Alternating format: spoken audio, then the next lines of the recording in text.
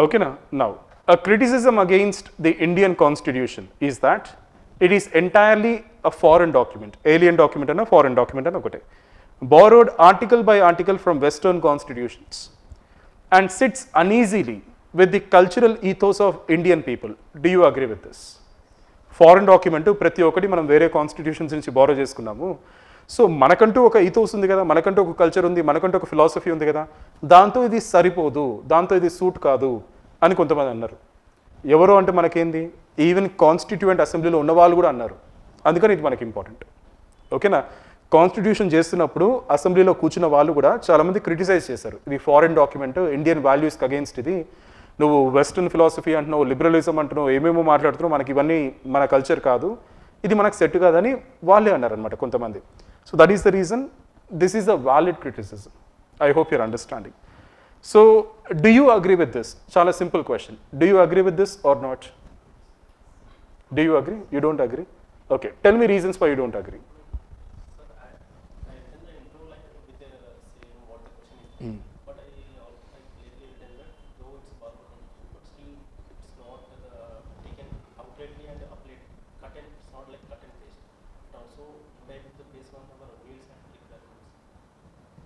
Okay, మీరేం రాస్తారంటే మనం బారో చేసుకున్నా కూడా దాన్ని మనం ఇండియనైజ్ చేసాం, మన నీడ్స్కి మన దాని తగ్గట్టుగా మనం దాన్ని ఇండియనైజ్ చేసి మనం వాడుకుంటున్నాం.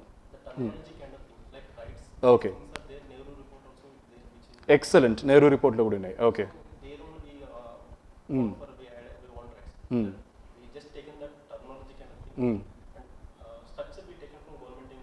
Government of India act.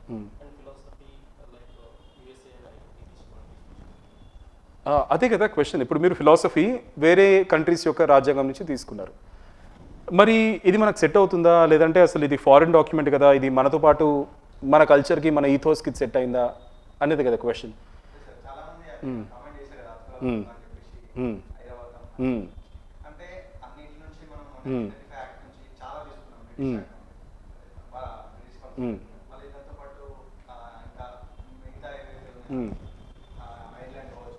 Okay,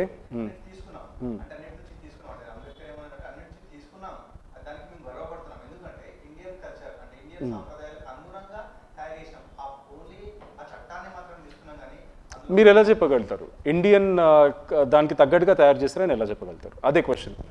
అర్థమైందా? మీరు మళ్ళీ క్వశ్చన్ చెప్తున్నారు. కరెక్ట్, అక్కడి నుంచి ఇక్కడి నుంచి తీసుకున్నాం, ఎక్కడి నుంచైనా తీసుకోవచ్చు, పర్వాలేదు, కానీ మనకి సెట్ అవుతుందని మీరు ఎలా చెప్పగలుగుతారు? అది క్వశ్చన్. ఓకే, ఇక్కడ కల్చర్స్కి కన్వర్ట్ చేసినట్టని కాదు. ఇక్కడ దీన్ని మనం ఎలా రాయాలి అంటే వెస్ట్రన్ ఫిలాసఫీయే కాన్స్టిట్యూషన్ కాదని కాదు, బట్ మనకి వెస్ట్రన్ ఫిలాసఫీ బ్రిటిష్ రూల్లో మనం ఉన్నప్పుడు మనకు కావాల్సింది కూడా అదే. ఫర్ ఎగ్జాంపుల్, ఇప్పుడు దళిత్స్ ఉన్నారు, ఇప్పుడు వాళ్ళు అన్టచబుల్ పీపుల్ ఆ కాలంలో, ఇప్పుడు వాళ్ళకి ఈక్వల్ రైట్స్ కావాలా అంటే ఇది ఈక్వాలిటీ అనే కాన్సెప్ట్ వచ్చింది. ఎక్కడి నుంచి వచ్చింది ఈక్వాలిటీ అనే కాన్సెప్ట్? వెస్ట్రన్ ఫిలాసఫీ నుంచి. ఓకేనా? సో ఈ ఆర్టికల్ బై ఆర్టికల్ మనం వేరే చోటు నుంచి తీసుకున్నా కూడా ఈ ఫిలాసఫీ మనకు కావాలి basically. I hope your understanding. ఈ ఫిలాసఫీ ఏలియన్ కాదు మనకి, ఈ ఫిలాసఫీ ఫారెన్ కాదు మనకి. ఈ ఫిలాసఫీ వల్లనే మనలో ఉన్న రిడెండెంట్ సొసైటీ, సోషల్ ఈవిల్స్ అనేవి కొన్ని పోయినాయి అనమాట. ఓకేనా? ఆ విధంగా రాసుకుంటే వాళ్ళు చూపిస్తాం మీకు.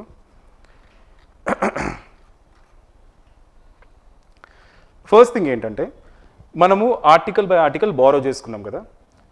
ఫస్ట్ మనం ఏం రాయాలంటే ఇది బ్లైండ్ బారోయింగ్ కాదు, గుడ్డిగా వాళ్ళు ఏం రాస్తే అది మనం తీసుకోవడం కాదు, ఇన్నోవేటివ్ బారోయింగ్. ఓకేనా?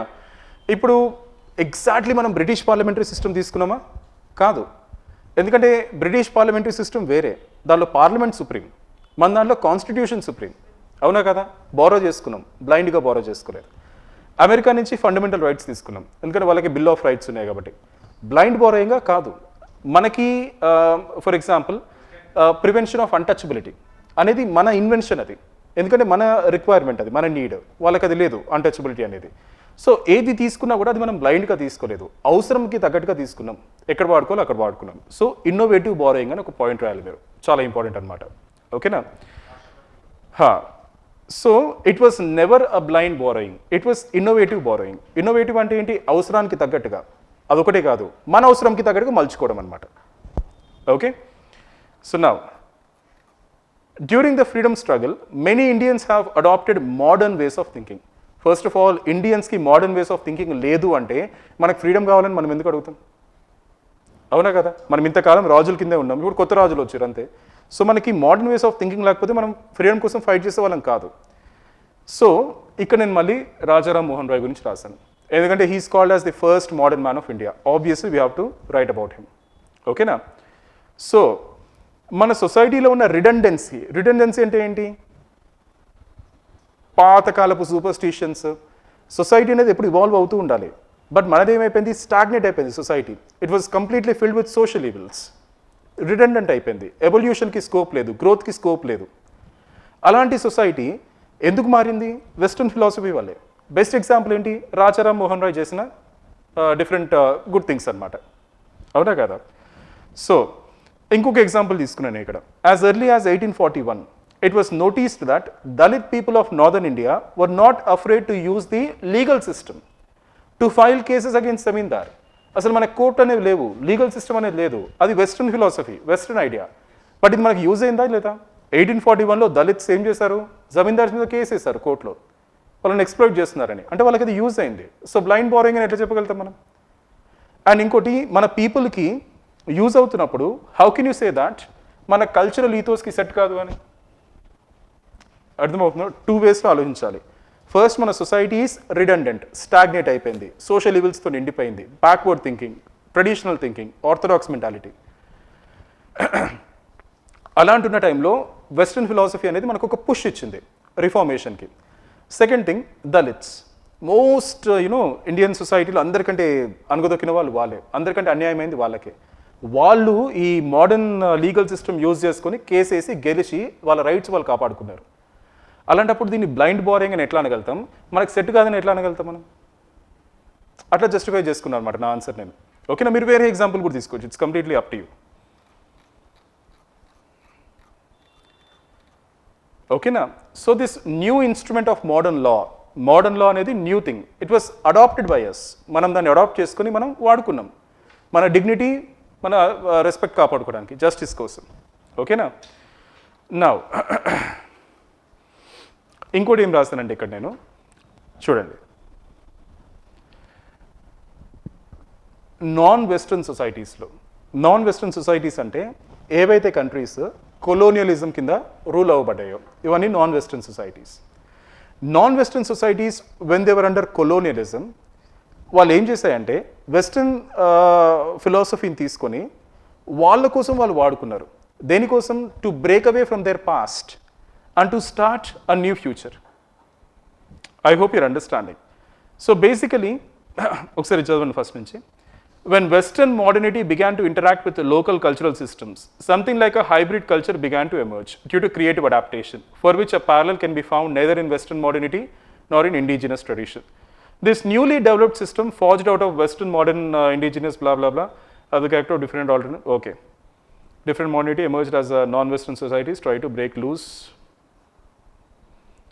అమాల్గమేట్ western and traditional. Okay, very simple. ఇక్కడ కాన్సెప్ట్ ఏంటి అంటే వెస్ట్రన్ సొసైటీస్లో లేనిది కూడా మన దగ్గర ఉంది.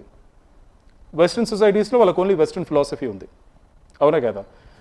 When British was ruling us, western ఫిలాసఫీలో కొన్ని గుడ్ పాయింట్స్, మన ఇండిజినస్ ఫిలాసఫీ రెండు కంబైన్ చేసుకొని వీ హ్యావ్ క్రియేటెడ్ ఏమంటారు దాన్ని, ఇక్కడ రాశాను నేను, హైబ్రిడ్ కల్చర్. ఓకేనా? ఇలాంటి హైబ్రిడ్ కల్చర్ ఎక్కడా కూడా లేదు, వెస్ట్రన్ సొసైటీస్లో కూడా లేదనమాట. ఓకేనా? సో ఈ హైబ్రిడ్ కల్చర్ ఏం చేసింది అంటే it helped us to break out of the redundancy, it helped us to break the chains of the past. ఓకేనా? ఇప్పుడు మనకు అట్లానే అలవాటు అయిపోయింది బేసికలీ. ఇంతకాలం మనం వీవర్ అండర్ కింగ్స్, ముగల్స్ వాళ్ళు వీళ్ళు పరిపాలించారు. ఎక్స్ప్లాయిటేషన్, తర్వాత బానిసత్వం, ఇదంతా మనకు అలవాటు అయిపోయింది. It became part of our daily life. ఇప్పుడు ఆ కాలంలో పుట్టిన వాళ్ళు ఏమనుకుంటారు? ఇలానే ఉంటుంది, this is the way of life అనుకుంటారు. బ్రిటిష్ వాళ్ళు వచ్చి సతీ ఆపాలి, కోర్ట్స్ ఇంట్రడ్యూస్ చేస్తాము, మీకు ఏమైనా ఇష్యూ ఉంటే కోర్టుకి వెళ్ళండి. ఓకేనా? ఇప్పుడు జడ్జెస్ కూడా బ్రిటిష్ పీపుల్. ఓకేనా? So yes, they were biased, but many times they try to give a fair judgment అనమాట. అవునా కదా? సో ఇదంతా మనకి కొత్తది కాబట్టి దీన్ని మనం బ్లైండ్ బోరింగ్ అని చెప్పలేము. బేసిక్గా అది అనమాట ఇక్కడ. ఓకేనా? So when we were drafting our constitution, efforts were made to amalgamate Western and traditional Indian values. Thus, it was a process of selective adaptation and not blind borrowing. Selective adaptation ante, it's not blind borrowing. Okay na? ఇదైతే చాలా చాలా important. ఓకేనా? ఇది fight against redundancy, Rajaram Mohan Roy example చాలా important.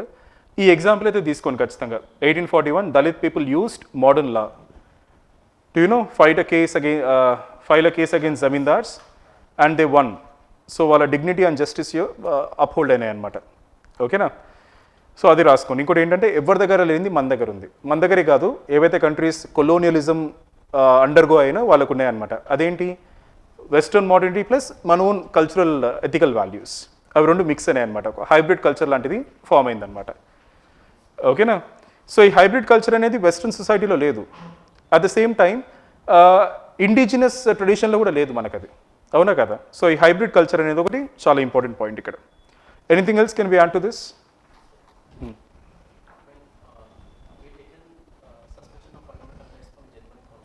Okay.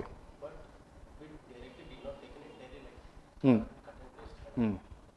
Though during emergency, Article 21 cannot be suspended. Okay. It's not like that we taken something directly. We just taken according to the needs. Okay. So we can quote that as the conclusion also, like an argument that we did not take it blindly. అదే కదా, మనం అదే రాసాం కదా. So it was not blind borrowing, it was selective adaptation అని రాసాం మనం. ఓకేనా? It was a process of selective adaptation and not blind borrowing. ఓకేనా? మీరు ఆ ఎగ్జాంపుల్ కూడా రాసుకోవచ్చు. ఓకే, ఎమర్జెన్సీ ప్రొవిజన్స్ చెప్పారు కదా జర్మనీ, మీరు ఆ ఎగ్జాంపుల్ కూడా రాసుకోవచ్చు. అండ్ చూడు, ఇప్పుడు మనం వెస్ట్రన్ సొసైటీ అంటుంటే, మరి ఇప్పుడు వెస్ట్రన్ సొసైటీ కదా కొలోనియలిజం చేసి చాలా కంట్రీస్ని ఎక్స్ప్లాయిట్ చేసింది. మరి ఇప్పుడు అమెరికా దగ్గర నుంచి బిల్ ఆఫ్ రైట్స్ తీసుకున్నాం. అమెరికా ఏమైనా గ్రేట్ కంట్రీయా? స్లేవరీ సిస్టమ్ ఇప్పటికీ ఉంది, రేసిజం ఘోరంగా. నా రిలేటివ్స్ చాలామంది ఉన్నారు యూఎస్లో, చాలా రేసిజం ఫేస్ చేస్తారనమాట. సో ఏంటంటే వాళ్ళ దాంట్లో కూడా ఫ్లాస్ ఉన్నాయి, మన దాంట్లో కూడా ఫ్లాస్ ఉన్నాయి. మనం ఏం చేసాం, వాళ్ళ దాంట్లో గుడ్ థింగ్స్ తీసుకొని మన దాంట్లో గుడ్ థింగ్స్ తీసుకొని మిక్స్ చేసి హైబ్రిడ్ కల్చర్ ఫామ్ చేసి మనం అది ఫాలో అవుతున్నాం. ఆ హైబ్రిడ్ కల్చర్లో ఉన్న వాల్యూస్ అని మనం కాన్స్టిట్యూషన్లోకి తీసుకున్నాం అనమాట. సరే ఫైన్, ఇది మనది కాదు కదా అని ఒక ఆర్గ్యుమెంట్. ఇవన్నీ వెస్ట్రన్ ఐడియాస్ కదా, వెస్ట్రన్ థాట్స్ కదా అని. మరి ఇవి దళిత్స్కి హెల్ప్ చేసే కదా. మరి సతీ యాక్చువల్లీ ఏన్షియంట్ కాలం నుంచి ఉండింది కదా. సో మౌర్యన్ టైంలో గ్రీక్స్ వచ్చి చూసి సతీని వాళ్ళు షాక్ అయ్యారంట, స్టన్ అయ్యారంట, వాళ్ళ హిస్టారికల్ రికార్డ్స్లో రాసుకున్నారంట వాళ్ళు. ఓకేనా? సో అలాంటి ప్రాక్టీసెస్ కూడా పోయినాయి కదా మనకి మోడర్న్ లా వల్ల, బ్రిటిష్ వెస్ట్రన్ ఫిలాసఫీ వల్ల. సో ఎలా చెప్పగలుగుతావు వెస్ట్రన్ ఫిలాసఫీ మనకు సెట్ కాదు, అది ఫారిన్ అని? ఓకేనా? మనకి యూజ్ అయిందా లేదా? At the end of the day అదే అనమాట. ఓకే, సో ఈ పాయింట్స్ అయితే రాసుకోండి. బ్లైండ్ బోరోయింగ్ కాదు, సెలెక్టివ్ అడాప్టేషన్ రాయండి. ఓకేనా? హైబ్రిడ్ కల్చర్ రాయండి, చాలా చాలా important. Mixture of western as well as indigenous values, indigenous tradition and indigenous values. And ఈ హైబ్రిడ్ కల్చర్ వెస్టర్న్ సొసైటీస్లో లేవు, కంప్లీట్లీ మన దాంట్లో కూడా లేదు. ఓకేనా?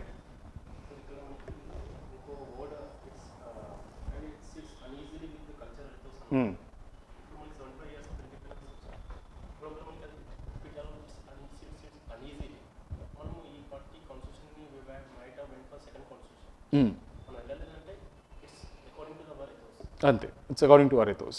అది కాకుండా ఇప్పుడు పాకిస్తాన్ చూడండి, ఇప్పుడు మనకి కరెక్ట్గా 5 yearsకి ఒకసారి ఎలక్షన్స్ అవన్నీ అవుతాయి. అంటే ఏంటి, డెమోక్రసీ అనేది మనకు తెలియదు. ఎప్పటి నుంచో మహాజనపదాస్ ముందు టైం నుంచి కూడా కంప్లీట్లీ ట్రైబల్ సొసైటీ అప్పటి నుంచి కూడా వీఆర్ మొనార్కీ. మరి డెమోక్రసీ, ఎలక్షన్స్ ఇవన్నీ వెస్ట్రన్ కాన్సెప్టే కదా. డెమోక్రసీ ఫస్ట్ ఇక్కడ ఏన్షియంట్ గ్రీస్లో కదా ఒరిజినేట్ అయింది. మరి మనం ఫాలో అవుతున్నాం కదా, మనం అందరం హ్యాపీ ఉన్నాం కదా. పాకిస్తాన్ చూడండి, మనతో పాటే ఇండిపెండెంట్ అయింది. అది కూడా పాకిస్తాన్కి ఇప్పటిదాకా కూప్ అయినాయి, ఎన్నిసార్లు ఆర్మీ వచ్చి టేక్ ఓవర్ చేసింది? ముషరఫ్ అట్టనే కదా, he became the dictator of Pakistan. మనకు అట్లా ఒకసారి కూడా కాలేదు. సో అంటే ఏంటి, ఈ డెమోక్రటిక్ వాల్యూస్ అనేది మనం స్ట్రాంగ్గా మన సిస్టంలోకి ఎక్కించుకున్నాం అనమాట. అందుకని మనం ఎప్పుడు గవర్నమెంట్ ఓవర్త్రో చేయడానికి ట్రై చేయం, ఉన్న సిస్టమ్ని మార్చడానికి ట్రై చేయం మనం, అంతే.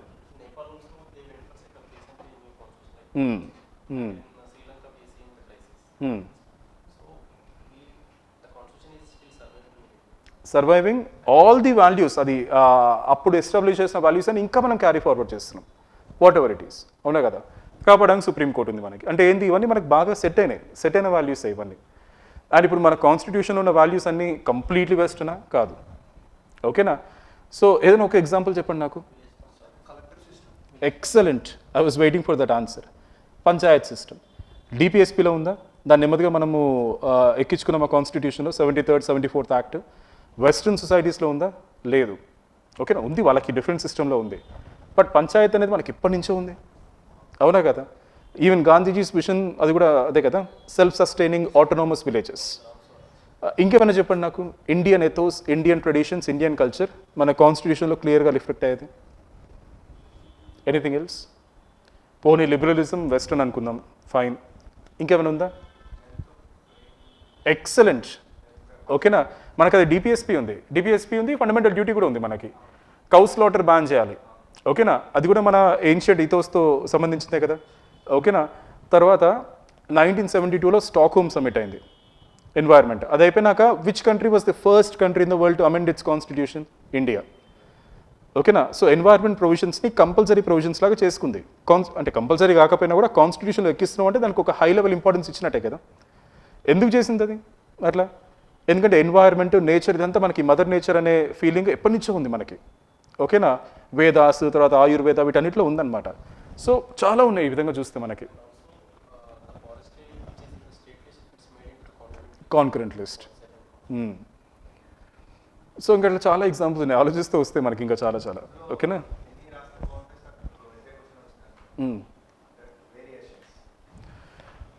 ఓకే, మీరు వేరియేషన్స్ చేసుకోండి, బట్ నాకైతే కొన్ని పాయింట్స్ ఖచ్చితంగా రాయాలి మీరు. అదేంటి అంటే బ్లైండ్ బారోయింగ్ కాదు, సెలెక్టివ్ బారోయింగ్. ఓకేనా? నెక్స్ట్ వచ్చేసి ఈ ఎగ్జాంపుల్ రాయండి, దళిత్ పీపుల్ యూజ్ చేసుకున్నారు. ఓకేనా? వాళ్ళు బెనిఫిట్ అయ్యారు. అంటే ఇక్కడ క్వశ్చన్ ఏంటి అంటే మనకు సెట్ అవ్వట్లేదు కదా అని ఒక క్వశ్చన్. సెట్ అవుతుంది అని మనం రాయాలి. వెస్ట్రన్ ఫిలాసఫీ మన ట్రెడిషనల్ ఫిలాసఫీకి సెట్ అవ్వదు కదా అని క్వశ్చన్. సెట్ అవుతుంది అని మనం రాయాలన్నమాట. ఓకేనా? సో దళిత్స్ ఇది అని రాయండి. తర్వాత ఇది రాయండి, Rammohan Roy, first modern man of India, fought against sati. ఓకేనా? రిడండెన్సీ ఆర్ రిడండెంట్ సొసైటీ అని రాయండి ఖచ్చితంగా. ఓకేనా? అండ్ అంతే, హైబ్రిడ్ కల్చర్ నెక్స్ట్ మీరు రాయాల్సింది. ఇవి రాస్తే సరిపోతుంది. తర్వాత మీరు ఎంతైనా వేరియేషన్స్ చేసుకోండి. ఈ పాయింట్స్ మాత్రం ఖచ్చితంగా ఉండాలి ఆన్సర్లో.